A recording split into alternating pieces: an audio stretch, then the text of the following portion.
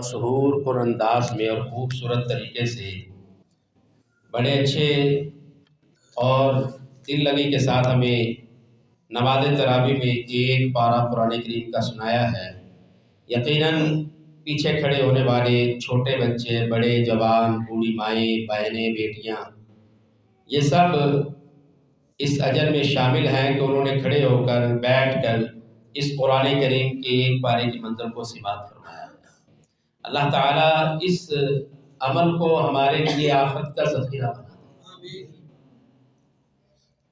نحمدہ و نصلی علی رسولہ الکریم۔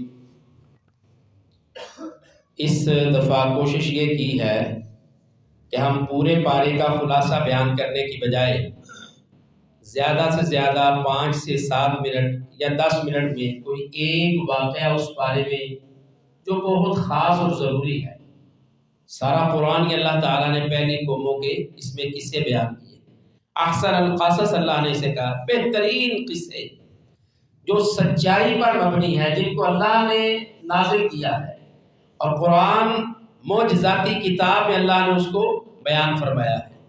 اس میں سے ایک قصہ کم از کم ہر پارے میں سے ہم سنیں جو اللہ نے اس میں بیان کیا ہے، تاکہ ہم اس سے اپنی تربیت کا اور اپنی اصلاح کا کوئی راستہ اختیار کریں، کیونکہ یہ کتاب اللہ تعالیٰ نے رشد و ہدایت کے لیے ہدی للناس کہا، فیہ ہدی للمتقین، یہ ایسی کتاب ہے جس میں کوئی شک نہیں اور یہ متقین کے لیے بہت بڑی ہدایت کی کتاب ہے۔ تو سامعین محترم، سورۃ الفاتحہ، پہلے پارے کے شروع میں سورۃ الفاتحہ ہے جو مکہ میں اللہ تعالیٰ نے نازل فرمائی ہے۔ ایک رکوع ہے اس کا اور 7 آیات پر وہ سورۃ مشتمل ہے، اور دوسری سورۃ سورۃ البقرہ ہے جس کی 286 آیات ہیں اور 40 رکوع ہیں، اور آج کی نماز تراویح میں جو آیات ہم نے سماعت فرمائی ہے وہ 141 آیات ہیں۔ اس میں اللہ تعالیٰ نے بنی اسرائیل کے پہلی قوموں کے بڑے تذکرے بیان کیے ہیں۔ نصیحت بہت شاندار، پورا قرآنی نصیحت ہے، لیکن آج ہم سورۃ البقرہ کے بارے میں سورۃ الفاتحہ کے بارے میں سماعت فرمائیں گے۔ نبی صلی اللہ علیہ وسلم نے فرمایا، دیکھیے کیسا شاندار اللہ تعالیٰ نے اس سورت کو اعزاز دیا ہے۔ قرآن کریم کو کھولیں، شروع کریں تو سب سے پہلے سورۃ الفاتحہ۔ فاتحہ کہتے ہیں کھول لیں، فاتحہ یا تو مطلب کسی چیز کا کھولنا، تو الفاتحہ کا مطلب ہے کہ اس کتاب قرآن کریم کو اللہ تعالیٰ نے اس کتاب سورۃ الفاتحہ الحمد شریف کے ساتھ کھول دیا۔ جو اس سے داخل ہوتا ہے وہ پھر بقرہ بھی پڑھتا ہے، آل عمران، نساء، مائدہ، انعام، اعراف، وہ پھر سورۃ الانفال، پھر سورۃ التوبہ، اس طرح کرتے کرتے کرتے آخر پہ وہ ناس سے باہر نکل جاتا ہے۔ تو اس طرح یہاں سے داخل ہو کر نصیحت حاصل کرتے کرتے اللہ کی کتاب میں غوطہ زن ہو کر کہ اللہ تعالیٰ کے احکامات کیا ہیں ان کو سیکھ سیکھ کر وہ آخر پہ جا کے ناس کے شیطانوں کے وسوسوں سے، ان کے جادو سے، ان کے بہکاوے سے کس طرح بچنا ہے، وہ آدمی سیکھ کر اس سے باہر آ جاتا ہے۔ سورۃ الفاتحہ اللہ تعالیٰ نے کہا ہے، نبی صلی اللہ علیہ وسلم نے کہا، اس بندے کی نماز ہی نہیں ہے جو نماز میں سورۃ فاتحہ نہیں پڑھتا، وہ اکیلا ہے، تنہا ہے، امام کے پیچھے ہے، امام کے آگے ہے، کسی حالت میں بھی نماز پڑھ رہا ہے، اس نماز میں اس نے فاتحہ پڑھنی۔ دیکھو یہ نماز فرض نماز ہے، نماز جنازہ ہے، نماز عیدین ہے، یا یہ نفلی عبادت ہے، تہجد کی نماز ہے، تراویح ہے، کوئی بھی ہے، شکرانے کے نفل ہی کیوں نہیں، سورۃ فاتحہ پڑھو گے تو اللہ تمہاری نماز کو قبول فرمائے گی۔ اتنی بڑی یہ عزت اور فضیلت کی بات ہے۔ آئیے صحیح بخاری کی ایک حدیث، نبی صلی اللہ علیہ وسلم کے صحابی سیدنا حضرت ابو سعید خدری رضی اللہ تعالیٰ عنہ بیان فرماتے ہیں، کہتے ہیں ہم ایک جہادی فوجی سفر پر تھے، ہم لشکر کے ساتھ تھے، ایک علاقے میں ہم نے پڑاؤ ڈالا، اس علاقے میں پڑاؤ ڈالا، جس علاقے میں پڑاؤ ڈالا اس علاقے کا جو سردار تھا نا، اس کو بچھو نے ڈس لیا۔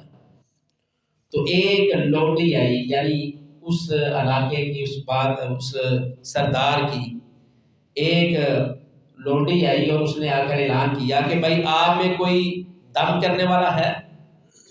تو ابو سعید خدری رضی اللہ تعالیٰ عنہ کہتے ہیں کہ اس نے ساتھ یہ کہا کہ ہمارے مرد جتنے بھی ہیں جہاں کوئی دم جھاڑ پھونک کرنے والا تھا تو اس وقت بستی میں موجود نہیں ہے، وہ باہر گئے ہوئے۔ اگر آپ میں کوئی دم کرنے والا جھاڑ پھونک کرنے والا ہے تو وہ میرے ساتھ آئے۔ ہمارے سردار کو بچھو نے کاٹ لیا۔ سیدنا ابو سعید خدری رضی اللہ تعالیٰ عنہ کہتے ہیں میں اس کے ساتھ چل دیا، وہاں گیا، سردار کو میں نے دم کیا، اللہ تعالیٰ نے اسے شفا دی، اجرت کے طور پر یا انعام کے طور پر۔ اس حدیث میں آتا ہے کہ انعام کے طور پر خوشی سے انہوں نے مجھے 30 بکریاں تحفہ دے دیا کہ ہمارے سردار کو تم نے دم کیا، اللہ تعالیٰ نے سے دے دیا، 30 بکریاں انہوں نے اسے دے دی۔ وہ اکیلے گئے تھے، واپس جب اپنے لشکر میں آئے، ساتھیوں کے ساتھ آ کر ملے تو 30 بکریاں تھیں۔ اللہ اکبر۔ پھر وہ بستی والوں نے ضیافت بھی کی، کھانے پینے کا بھی انتظام کیا، اچھی ان کی ضیافت مہمان نوازی بھی کی۔ اللہ اکبر۔ دوسرے صحابی سیدنا ابو سعید خدری رضی اللہ تعالیٰ عنہ سے کہتے ہیں اے ابو سعید، ہمارے خیال میں تجھے کوئی ایسا منتر شنتر تو نہیں آتا تھا کہ تو جو منتر پڑھتا کسی کو کوئی فائدہ ہوتا، لیکن تم نے یہ کیسے ہوا کہ تم نے اس کو جھاڑ پھونک کوئی منتر پڑھا اس پر یا کوئی دم کیا ہے، اللہ تعالیٰ نے اسے صحت دے دیا اور تجھے انہوں نے انعام کے طور پر 30 بکریاں دے دی۔ آج 30 بکریوں کی کیا قیمت ہے؟ جو اچھی نسل کی بکری ہے نا وہ 60 70 80 لاکھ کی ایک بکری ہے، تو 30 بکریاں کسی کو مل جائیں دم کرنے کے بدلے میں، نصیحت کرنے کے بدلے میں، قرآن سکھانے کے بدلے میں، پڑھانے کے بدلے میں، تو اللہ اکبر کتنی بڑی اس کی خدمت ہے۔ تو دوسرے صحابی کہنے لگے ابو سعید بتا کیا بات ہے؟ تو ابو سعید خدری رضی اللہ تعالیٰ عنہ کہنے لگے بھائی کوئی ایسی بات نہیں، مجھے سورۃ فاتحہ آتی ہے، وہ مجھے یاد تھی، وہ پڑھ کر میں نے دم کیا اور میرے اللہ نے اسے شفا دے دی۔ کون سی سورت پڑھی ہے؟ ہمارے گھروں میں ہر بزرگ کو آتی ہے۔ بدبختی ہے ہماری اس قوم کی کہ علاج اماں سے ہونا تھا، ابے سے ہونا تھا، بہن بھائیوں سے کروانا تھا تو یہ باہر بھاگتا رہا۔ یہ امن اور سکون کے لیے اور مرشد کی نگاہ ڈھونڈتا رہا ہے۔ مرشد تو گھر میں تھے، باپ گھر میں ہے، ماں گھر میں ہے، جس سے پڑھ کر اس کا کوئی بھی مخلص نہیں ہو سکتا۔ ان کو چھوڑے ہوئے یہ بھاگے ہوا ہے، بار بار جا رہے۔ تو چاہیے کیا ہے؟ ہمارے گھروں میں ہمارے ماں باپ ہیں، مسلمان ہیں، نمازی ہیں، ہمارے تو بچوں کو بھی سورۃ فاتحہ آتی ہے۔ یہ مسلمانوں کے علاقے ہیں، یہ ملک مسلمانوں کا، چھوٹے سے چھوٹے بچے کو بھی سورۃ فاتحہ آتی ہے۔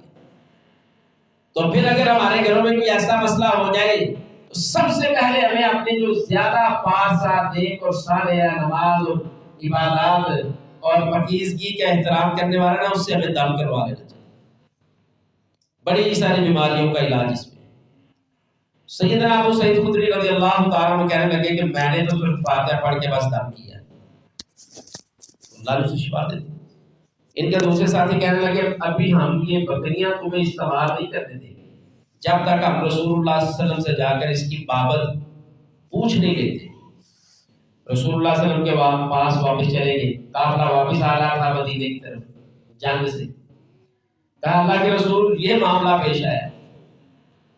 تو اللہ کے رسول صلی اللہ علیہ وسلم نے کہا بھائی ابو سعید کو کیسے پتا چلا کہ اللہ تعالیٰ نے اس سورت کو دم کے طور پر بھی نازل فرمایا؟ یہ کیسے جانتا ہے؟ مطلب کیا کہ رسول اللہ صلی اللہ علیہ وسلم نے مہر نبوت لگا دی کہ واقعی یہ سورت سے دم کیا جا سکتا ہے، کہا یہ کیسے جانتا ہے؟ پھر صحابہ نے کہا اللہ کے رسول پھر اس بکریوں کے بارے میں کہا یہ بکریاں بڑا پاکیزہ مال ہے، یہ تقسیم کر لو، سارے لشکر میں تقسیم کرو اور میرا حصہ بھی نکال لو اس سے۔ اللہ آج پھر ہماری مائیں جو ہیں جو نماز اور تہجد اور عبادات ذکر و اذکار کا اہتمام کرتی ہیں، ان کو پھر چاہیے کہ آج کے بعد اپنے بچوں کو، پوتوں کو، دوتوں کو خود ہی دم کر دیا۔ یہ جو ہم لوگوں کے پاس جاتے ہیں دم کروانے میں، اس میں کوئی حرج نہیں ہے، اگر وہ دم شرعی طور پر کوئی کرتا ہے کوئی حرج نہیں ہے، اس میں کوئی قباحت نہیں ہے، لیکن اگر یہ گھر میں ہی علاج کر لیا جائے تو کتنی اچھی بات ہے۔ تو یہ سورۃ الفاتحہ کی فضائل اور فضیلتوں میں سے ایک حدیث میں نے آپ کے سامنے بیان کی۔ اللہ تعالیٰ مجھے اور آپ کو سن کر اس پر عمل پیرا ہونے کی توفیق عطا فرمائے۔ اللہ اکبر۔ آج مجھے بڑی شدت سے اپنے نمازی یاد آ رہے ہیں۔ ہمارے مرزا رشید صاحب وہ بیمار ہونے کے باوجود نماز تراویح میں ضرور شامل ہوا کرتے، اور میں ان کو کبھی کبھی کہتا کہ آپ بیٹھ کے پڑھ لیں، بیٹھ کے پڑھ لیں۔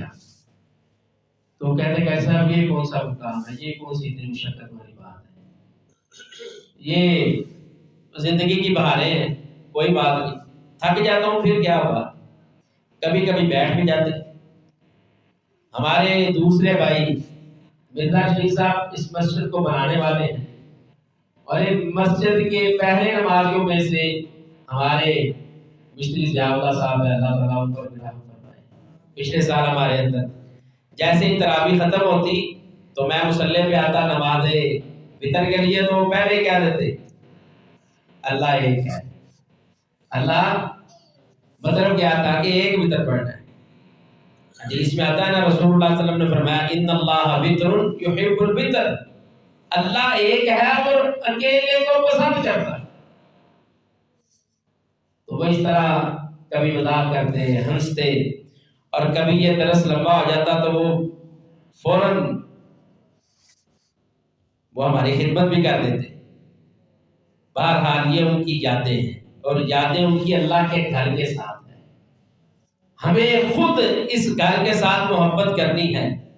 ہم اس گھر سے محبت کریں گے، ہماری اولادیں آئیں گی، اللہ ہمارے گھروں کو آباد کرے گا، اور ہماری دیر تک ہمارے تذکرے اللہ کے گھر میں، ہم اللہ کے گھر کے اندر آئیں گے نا۔ آج وہ ہمارے اندر نہیں ہیں۔ ایک مسجد بنانے والا تھا اور ایک اس کو آباد کرنے والوں میں۔ اے اللہ ان کی قبروں کو منور فرما۔ آج ہماری پہلی صاحب مکمل تھی نماز تراویح، تو میرے ابا جان نماز تراویح کے بعد پہلے بھی مجھے فون کرتے، بعد میں بھی، ہاں جی تراویح پڑھ لی ہیں، پڑھ لی۔ کتنے منڈے طالب علم قرآن سنا رہے ہیں، جی سنا رہے ہیں، کتنے کتنے سنا رہے ہیں، حالانکہ میرے ابا جان گجرا والا بھی تھے، پھر بھی ان کو اتنی دلچسپی ہوتی، کتنے بچے سنا رہے ہیں، کہاں کہاں سنا رہے ہیں۔ اچھا مجھے 10 سے پہلی صاحب پوری ہوئی ہے کہ نہیں، کتنے بندے ہیں، 1.5 صاحب ہوئی ہے کہ نہیں، تو میں پھر ان سے پوچھتا آپ سنائیے آپ ماشاءاللہ۔ تو آج نہ میرے ابا جی اس دنیا میں ہیں، نہ ہمارے پہلے نمازی اس دنیا میں ہیں، نہ مسجد بنانے والے۔ اللہ تعالیٰ ان سب کو معاف فرمائے۔ نبی صلی اللہ علیہ وسلم نے فرمایا ہے جب رمضان کا چاند طلوع ہوتا ہے، ابھی ہم نے صرف نماز تراویح پڑھی ہے، روزہ کسی نے نہیں رکھا، نیت سب کی ہے الحمدللہ۔ نبی مکرم صلی اللہ علیہ وسلم نے فرمایا جیسے ہی رمضان کا چاند طلوع ہوتا ہے، اللہ تعالیٰ آسمان کے سارے دروازے کھول دیتا ہے۔ آسمان کے کتنے دروازے ہیں، کوئی بتا سکتا ہے؟ کیوں جی 8 دروازے ہیں۔ کتنے دروازے؟ اللہ تعالیٰ سارے کے سارے کھول دیتا ہے، اور اعلان کرنے والے فرشتوں کو کہتا ہے اعلان کر دو پوری کائنات میں زمین پر کہ نیکی کے متلاشی رمضان کے انتظار کرنے والے، اللہ نے تیرے لیے جنت کے سارے دروازے کھول دیے، آ جا۔ اور ساتھ ہی اس اعلان کرنے والے فرشتوں کو اللہ کہتا ہے یہ بھی اعلان کر دو کہ نافرمانی اور بدبختی اور بغاوت میں رہنے والے لوگوں، اللہ نے اب جہنم کے دروازے بھی بند کر دیے ہیں، اب تو رک جاؤ۔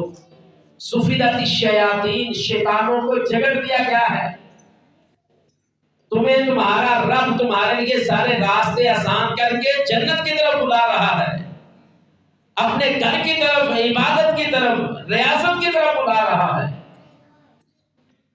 تو اعلان کرنے والا کہتا ہے یا باغی الشر اقصر، اے گناہ اور نافرمانی کرنے والے رک جا، اللہ نے جہنم کے سارے دروازے بند کر دیے، ابھی چاند طلوع ہوا ہے۔ اور یہ عید کا چاند طلوع ہونے تک، رمضان کا چاند غروب ہوگا، عید کا چاند کھلے گا، طلوع ہوگا، تو اللہ تعالیٰ پھر جہنم کے دروازے کھولتے ہیں۔ اور یہ جو خصوصی نام ہے رمضان کا، اس کی یہ پہلی سیڑھی ہے جو اللہ نے ہمیں توفیق دی، ہم نے نماز با جماعت اور نماز تراویح اور قرآن سنا۔ اے اللہ ان اعمال کو ہمارے لیے بخشش کا ذریعہ بنا دے اور ہماری آخرت کا ہمارے لیے ذخیرہ بنا دے۔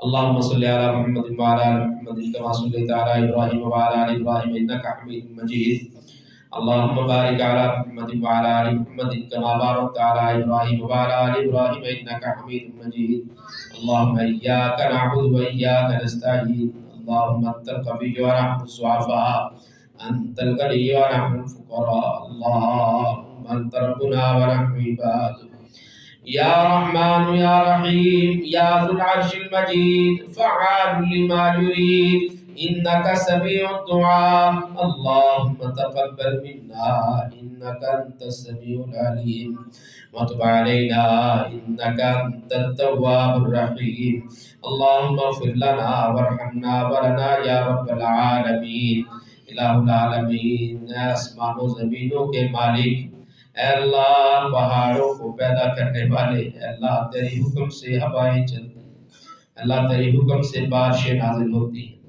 اللہ تیرے حکم سے ہی ہم تیری عبادت کرتے ہیں، اے اللہ یہ منگتے فقیر پھر تیرے دربار پر آتے ہیں۔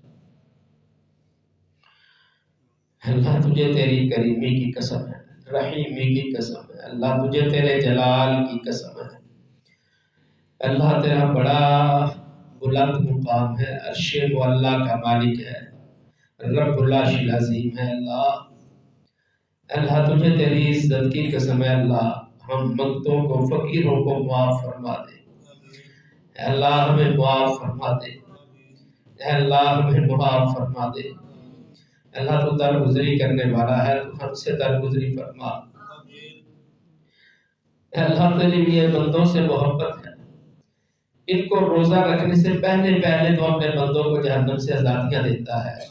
اللہ پورا رمضان تو اپنے بندوں کو ہر رات جہنم سے آزادیاں دیتا ہے، اللہ تو ہمیں بھی ان میں شامل فرما، اے اللہ ہمارے ماں باپ کو ان میں شامل فرما، اے اللہ ہمارے نمازیوں کو ان میں شامل فرما، اے اللہ جو رمضان کی ہر رات تو اپنے بندوں کو جہنم سے آزادیاں دیتا ہے، اللہ ہم سب کو اس میں شامل فرما دے۔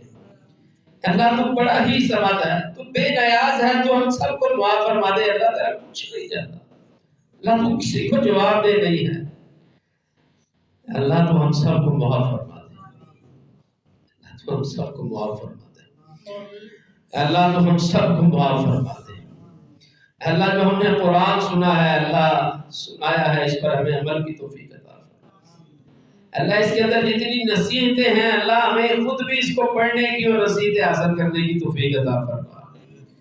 الہ العالمین رمضان کا مہینہ ہے، اللہ غزہ کے مسلمان ہیں، اللہ بوڑھی مائیں بہنیں بیٹیاں، اللہ چھوٹی چھوٹی بچیاں اور بچے، اے اللہ وہ تیری مدد کے منتظر ہیں، اے اللہ تو غزہ کے مسلمانوں کی مدد فرما۔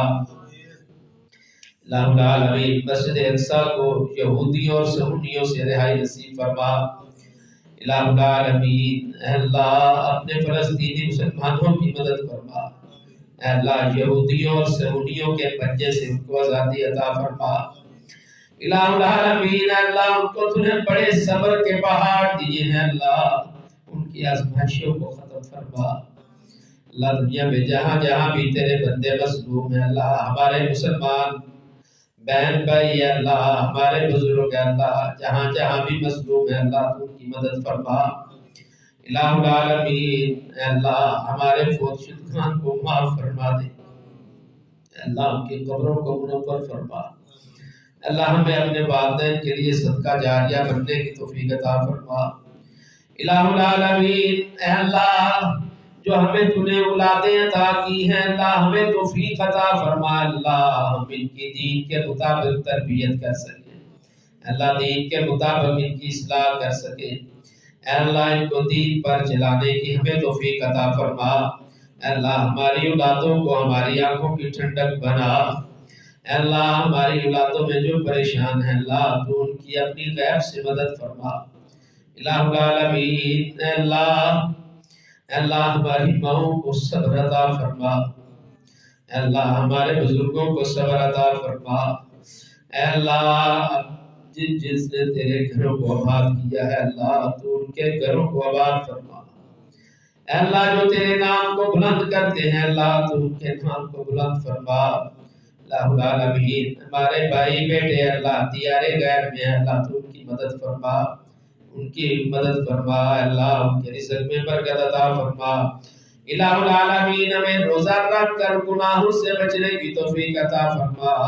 اے اللہ ہمیں روزہ رکھ کر اپنی ریاضت اے اللہ اپنی ریاضت اور خوشنودی عطا فرما۔ اے اللہ ہمیں روزہ رکھ کر اپنی پہچان عطا فرما۔ اے اللہ اپنی معرفت ہمیں عطا فرما دے۔ الہ العالمین ہمیں قرآن سے محبت کرنے والا بنا دے اللہ، سنت پر چلنے والا بنا دے۔ اے اللہ ساری کائنات میں تمام انسانوں میں سب سے اعلیٰ سب سے افضل جناب محمد رسول اللہ صلی اللہ علیہ وسلم ہے۔ اے اللہ ہمیں ان کی قیامت کے دن شفاعت نصیب فرما۔ اے اللہ ہمیں ان کے نقش قدم پر چلنے کی توفیق عطا فرما۔ اے اللہ ہمیں اپنے گھروں کا اپنے کاروبار کا گھر باہر کا اللہ ان کے حکم کے مطابق ماحول بنانے کی توفیق عطا فرما۔ الہ العالمین ہمیں زندہ رکھ دین پر دین اسلام پر۔ اے اللہ موت دے تو شہادت جیسی عظیم موت عطا فرما۔ ربنا ظلمنا انفسنا وان لم تغفر لنا وترحمنا لنكونن من الخاسرین۔ رب ارحمهما كما ربياني صغيرا رب ارحمهما كما ربياني صغيرا ربنا آتنا في الدنيا حسنة وفي الآخرة حسنة وقنا عذاب النار ربنا هب لنا من الصالحين ربنا لا تذرنا فردا وأنت خير الوارثين سبحان ربك رب العزة عما يصفون وسلام على المرسلين والحمد لله